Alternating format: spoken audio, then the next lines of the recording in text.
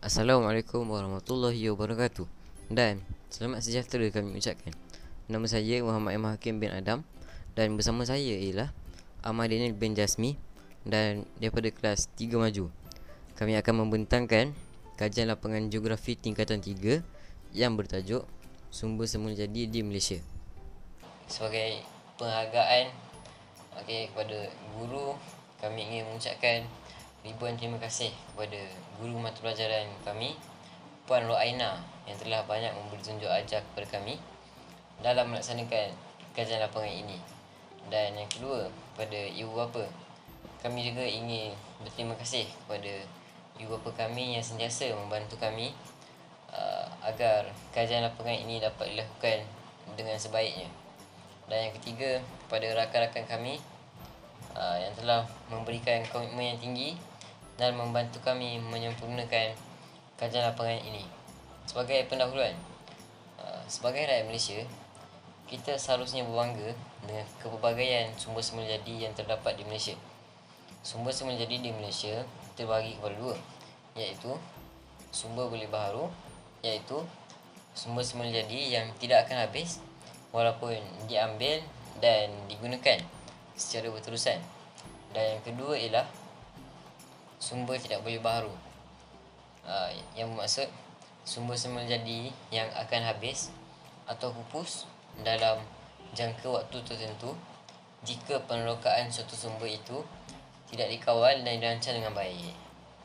Seterusnya, Objektif kajian kami yang pertama ialah menyenaraikan jenis-jenis sumber semula jadi di Tasik Chini Pahang.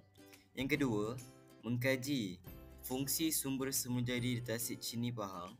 Dan yang ketiga, menjelaskan langkah-langkah memelihara sumber semula jadi di Tasik Chini Pahang. Jadi, seperti yang kita tahu, kawasan kajian kami ialah di Tasik Chini Pahang. Jadi kaedah kajian kami menggunakan 3 kaedah. Yang pertama, soal selidik yang dijalankan melalui Google Form, dan kami telah mendapat sebanyak 15 responden. Yang kedua ialah temu bual yang telah kami lakukan bersama dengan 3 orang melalui online. Dan yang ketiga ialah rujukan, seperti rujukan buku teks, internet dan beberapa orang sumber. Jadi untuk hasil kajian kami, yang pertama, menyatakan jenis-jenis sumber semula jadi di Tasik Chini. Sumber boleh baharu terbahagi kepada 4. Yang pertama ialah air, iaitu tasik. Yang kedua ialah suria. Suria merupakan tenaga yang datang daripada cahaya matahari. Yang ketiga, hutan gunung. Dan yang keempat, tanah, iaitu tanah jenis gambut dan laterit. Untuk sumber tidak boleh baharu, Tasik Chini kaya dengan pelbagai sumber mineral di sekitarnya. Terdapat beberapa syarikat yang melombor biji besi. Sumber mineral tersebut digelar manganis. Manganis boleh digunakan dalam industri pembuatan dan automotif. Objektif kedua, mengkaji fungsi sumber semula jadi di Tasik Chini Pahang. Yang pertama, orang asli dari suku kaum Jakun menggunakan tasik ini sebagai sumber rezeki dan sumber bekalan air mereka. Yang kedua, tasik ini mempunyai habitat semula jadi yang luas seperti hutan ripayan, hutan paya air tawar, hutan bukit dan lain-lain lagi.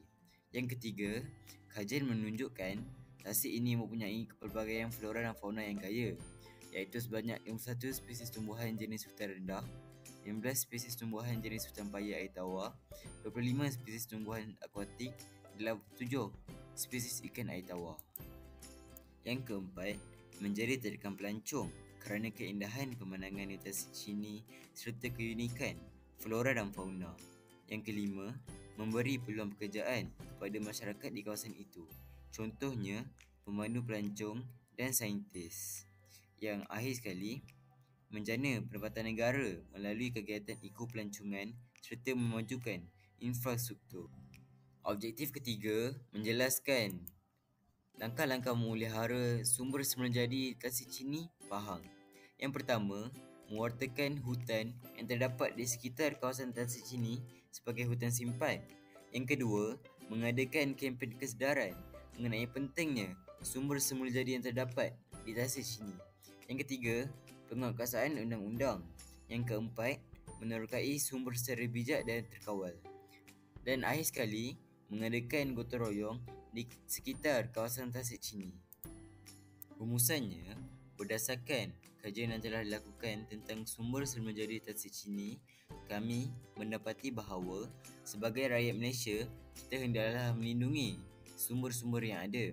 Kita juga perlulah memanfaatkan sumber semula jadi dengan sebaiknya. Oleh itu, Malaysia dapat menjadi sebuah negara yang maju. Selain itu, kita perlulah menjadi masyarakat yang prihatin terhadap alam sekitar. Contohnya, menggunakan sumber-sumber semula jadi dengan bijak dan berhemah. Hal ini supaya sumber semula jadi tidak pupus untuk kegunaan generasi akan datang.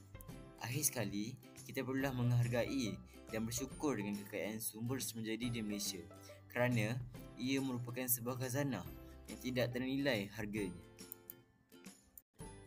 Berikut adalah lampiran bagi hasil kajian kami.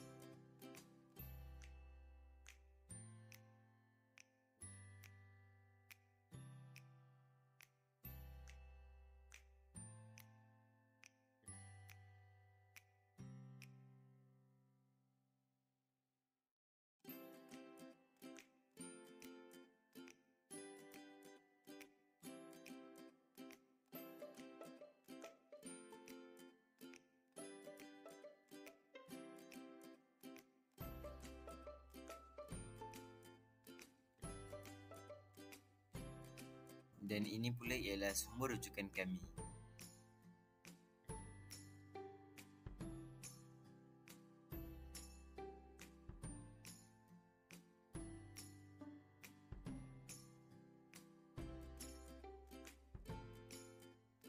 Itu sahaja daripada kami. Sekian, terima kasih.